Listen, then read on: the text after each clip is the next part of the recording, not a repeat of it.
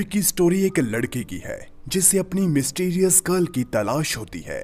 अब कौन थी वो मिस्टीरियस गर्ल और क्यों वो उसे ढूंढ रहा था, ये सब जानने के लिए बन रहे अंत तक। मूवी की शुरुआत मूवी के मेन किरदार मैथ्यू से होती है। वो एक रात गर्ल्स हॉस्टल में पार्टी अटेंड कर वापस जा रहा होता है। तभी लिफ्ट में एक लड़की कपड़ों की टोकरी लेकर अंदर आ जाती है और टोकरी की वजह से मैथ्यू उस लड़की का चेहरा देख नहीं पाता। तभी अचानक से हॉस्टल की लाइट चले जाने की वजह से दोनों लिफ्ट में ही फंस जाते हैं और अंधेरे का फायदा उठाते हुए दोनों लिफ्ट में ही इंटीमेट हो जाते हैं। वहीं सुबह जब मैथ्यू की नींद खुलती है तब तक वो लड़की वहां से जा चुकी थी, लेकिन उसकी पैंटी लिफ्ट में ही छूट जाती है। मैथ्यू इस बारे में अपने दोस्त रोड को बताता है, जिस पर रोड उसे उस पैंटी की मैचिंग ब्रा ढूंढने का आइडिया देता है।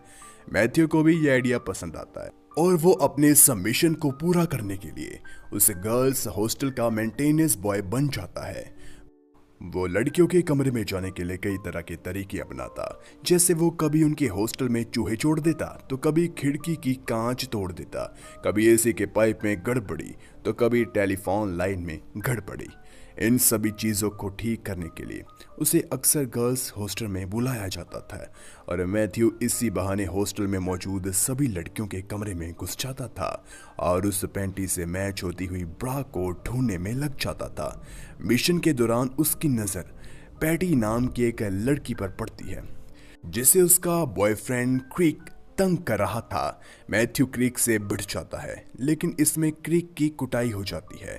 इसके बावजूद क्रिक उन दोनों को धमकी देते हुए वहां से चला जाता है और उसके जाने के बाद पैटी मैथ्यू के निपल्स पर बर्फ लगाती है, जो कि क्रिक के साथ लड़ने की वजह से बिल्कुल सूज चुके थे। अगले दिन मैथ्यू की मुलाकात हॉस्टल की सबसे खूबसूरत लड़की सिंथिया से होती है और उसकी खूबसूरती देखकर वो नर्वस हो चुका था। सिंथिया भी अपनी खूबसूरती का फायदा उठाते हुए मैथ्यू से अपने टॉयलेट की सफाई करवा लेती है।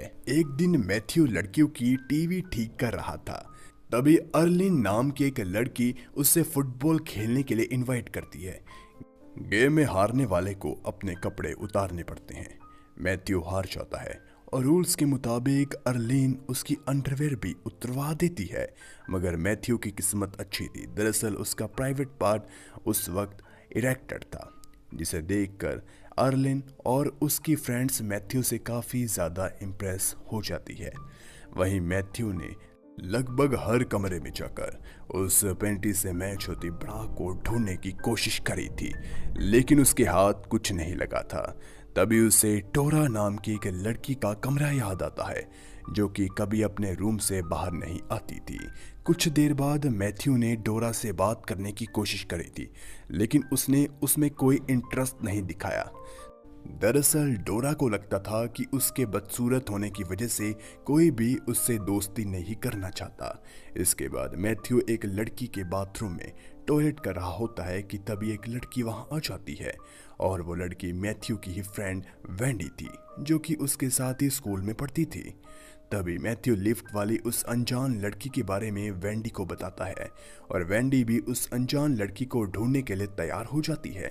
थोड़ी देर बाद वेंडी लड़कियों का ध्यान भटकाने में लग जाती है और इधर मैथ्यू छुपके से उनके कमरे में जाकर ब्रा ढूंढने लग जाता है और एक लड़की के कमरे में उसे मैचिंग ब्रा मिलती है, लेकिन वो लड़की गूंगी थी। मैथ्यू को यह बात पता थी कि उसकी वो मिस्टीरियस लड़की गूंगी नहीं थी। कोई और रास्ता ना होने की वजह से मैथ्यू एक न्यूज़पेपर में ऐड देता है कि वो हर थर्सडे की रात को हॉस्टल के बेसमेंट में उस मिस्टीरियस लड़की का इंतज़ार करेगा। मैथ्यू अब हर थर्सडे को उस लड़की का इंतज़ार करने लग जाता है। ऐसे ही कई हफ्ते बीत जाने के बाद एक लड़की आती है, जिसे देखकर मैथ्यू को लगता है कि शायद ये वही लड़की है, मगर वो और कोई नहीं बल्कि वेंडी थी। वो मैथ्यू से कहती है कि यहाँ आज कोई नहीं आने वाला। फिर वो उसे अपने रूम में डिनर करने के लिए ले जाती है, जहाँ मैथ्यू कहता है कि उसे लड़कियों से बात करने में काफ़ी नर्वस फील होता है। मैथ्यू के इसी डर को दूर करने के लिए वेंडी उसे एक लड़की जैसा बना देती है और उसका नाम फ्रांसिस्का रखती है। वहीं अब मैथ्यू फ्रांसिस्का बनकर सभी लड़कियों से पूछता है कि क्या तुम लिफ्ट में किसी के साथ इंटीमेट हुई हो, लेकिन किसी से भी उसे अपने सवालों का जवाब नहीं मिलता। एक रात मैथ्यू डोरा के कमरे में ब्रा ढूंढने जाता है, लेकिन कमरे में डोरा नहीं थी, इसीलिए वो उसे ढूंढने लगता है। असल में डोरा एक टेरेस पर खड़ी होकर सुसाइड करने के बारे में सोच रही थी। तभी मैथ्यू जल्दबाजी में उस टेरेस की तरफ भागता है और सीढ़ी चढ़ते वक्त वो एक आदमी से टकरा जाता है जो कि सोफा लेकर ऊपर जा रहा था। टक्कर लगने की वजह से उस आदमी के हाथ से सोफा फिसल जाता है और सीधा सिंथिया के ऊपर गिर जाता है, जो वहीं सीढ़ी पर बैठी हुई किताब पढ़ रही थी। यहाँ मैथ्यू डोरा को समझा बुझा कर सुसाइड करने से रोक लेता है। साथ ही वो उसे लड़की होने का फायदा और नुकसान गिना रहा था, जो कि उसने फ्रांसिस्का बनकर एक्सपीरियंस किया होता है। वो कहता है कि कल रात मेरा दोस्त रोड मुझे ऐसे देख रहा था जैसे मैंने कुछ पहना ही ना हो, जिस पर कहती है ये तो रोज की कहानी है। उसी रात पैटी मैथ्यू को अपने पास बुलाती है और कहती है कि मुझे पता है कि तुम मुझसे प्यार नहीं करते, जिस पर मैथ्यू पूछता है कि तुम्हें ऐसा क्यों लगता है। पैटी कहती है कि तुम मुझे उस नज़र से नहीं देखते जैसे कि एक बच्चा अपने बर्थडे गिफ्ट को देखता है। साथ ही वो कहती है कि तुम तो उस मिस्टीरियस लड़की से प्यार करते हो और मुझे भी ये बात अच्छी तरह पता है। दोनों बातें कर रहे होते हैं कि तभी पैटी का बॉयफ्रेंड क्रिक वहां आ जाता है, लेकिन दोनों क्रिक की पोनीटेल को फ्लोर से स्टेपल कर वहां से भाग जाते हैं और क्रिक खुद को छुड़ाकर उन दोनों के पीछे भागता है। और तभी पैटी के प्राइवेट पार्ट से पिन बॉल निकलकर सीढ़ी पर गिरती है, जिससे क्रिक का पैर फिसल जाता है और वो मुंह के बल नीचे गिर जाता है। कुछ देर बाद पैटी और मैथ्यू एक कमरे में जाकर इंटीमेट हो जाते हैं। मैथ्यू पैटी के बारे में रोड को बताता है। तभी हमें पता चलता है कि रोड को लड़कियों से काफ़ी चिढ़ती। मैथ्यू से पूछता है कि तुम लड़कियों से इतनी नफरत क्यों करते हो, पर रोड उसे कुछ नहीं बताता। वो कहता है कि हाल ही में फ्रांसिस्का नाम की एक लड़की के साथ मैं रिलेशनशिप में आया हूँ और पिछली रात ही उसके साथ इंटीमेट हुआ। क्योंकि मैथ्यू ही फ्रांसिस्का था तो वो समझ जाता है कि रोड झूठ बोल रहा है। वही अब मैथ्यू को लग रहा था कि उसने पैटी को सिर्फ यूज़ किया है, और जब ये बात उस मिस्टीरियस लड़की को पता चलेगी तब वो उसे क्या समझेगी। इसके बावजूद मैथ्यू फिर से थर्सडे नाइट को उस लड़की का इंतज़ार कर रहा होता है। तभी लकीली वहाँ मिस्टीरियस गर्ल आ जाती है। बेसमेंट में काफ़ी अंधेरा होने की वजह से मैथ्यू इस बार भी उस लड़की का चेहरा देख नहीं पाया। तभी वो लड़की कहती है कि तुम मुझे ढूंढना बंद कर दो, मैं तुम्हें पसंद नहीं करती। मैथ्यू इस बारे में वेंडी को बताता है, जिस पर वेंडी कहती है कि शायद उसका पहले से ही बॉयफ्रेंड हो। अब धीरे धीरे सेमेस्टर ख़त्म हो रहा था, इसलिए मैथ्यू के पास अब कुछ दिन ही और बचे थे। जिसके बाद मैथ्यू फ्रांसिस्का बनकर पैटी के पास जाता है और उससे पूछता है कि तुम्हें मैथ्यू कैसा लगता है, जिस पर पैटी कहती है मुझे वो पसंद नहीं। दरअसल पैटी मैथ्यू से प्यार करती थी, पर मैथ्यू ने उसे उस नज़र से नहीं देखा, इसीलिए वो उसको ऐसा जवाब दे रही थी।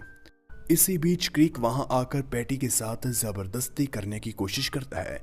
फ्रांसिस्का उसे रोकने की कोशिश करती है। क्रिक फिर उसके साथ भी मिसबिहेव करना शुरू कर देता है, जिसके कारण गुस्से में फ्रांसिस्का क्रिक की जीभ को अपने दांतों से काट देती है। वहीं अब और कोई रास्ता ना होने की वजह से मैथ्यू गर्ल्स हॉस्टल के सामने ही मिस्टीरियस गर्ल के लिए अपनी फीलिंग्स को शेयर करता है और हॉस्टल में मौजूद लगभग सभी 100 लड़कियां मैथ्यू के प्रपोजल से इम्प्रेस हो जाती है और लड़कियां कहती है कि मैं ही वो मिस्टीरियस गर्ल हूँ। मैथ्यू डिसाइड ही नहीं कर पाता कि इन 100 में से कौन सी उसकी मिस्टीरियस गर्ल है। तभी उसे हॉस्टल की बंद खिड़की पर एक शैडो दिखाई देती है, जिससे उसे समझ आ जाता है कि वही उसकी मिस्टीरियस गर्ल है। वो दौड़कर उस लड़की के कमरे में जाता है, जहाँ उसे पता चलता है कि वो कोई और नहीं बल्कि पैटी थी, मगर पैटी उसे रिजेक्ट कर देती है। वो कहती है कि तुम उस पैटी से प्यार करते हो जिससे तुम लिफ्ट में लेते, मुझे नहीं। कुछ देर बाद मैथ्यू को याद आता है कि पैटी ने उसे एक बार कहा था कि जब किसी लड़के को किसी से प्यार होता है तब वो उसे ऐसे देखता है जैसे कोई बच्चा अपने बर्थडे गिफ्ट को। मैथ्यू अब वापस पैटी के पास जाकर उसे उसी नज़र से देखते हुए उसकी अनबॉक्सिंग करने लगता है।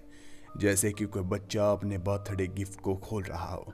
दोनों फिर इंटीमेट होते हैं और उनकी परछाई देखकर बाहर मौजूद लड़कियां कहती है फाइनली उसे अपनी मिस्टीरियस गर्ल मिल ही गई। और इसी के साथ ये मूवी खत्म हो जाती है। तो गाइज अगर वीडियो पसंद आई हो तो लाइक कीजिए, ऐसे ही वीडियोस के लिए हमारे चैनल को जरूर सब्सक्राइब कीजिए। मिलते हैं एक और वीडियो के साथ। Thanks for watching.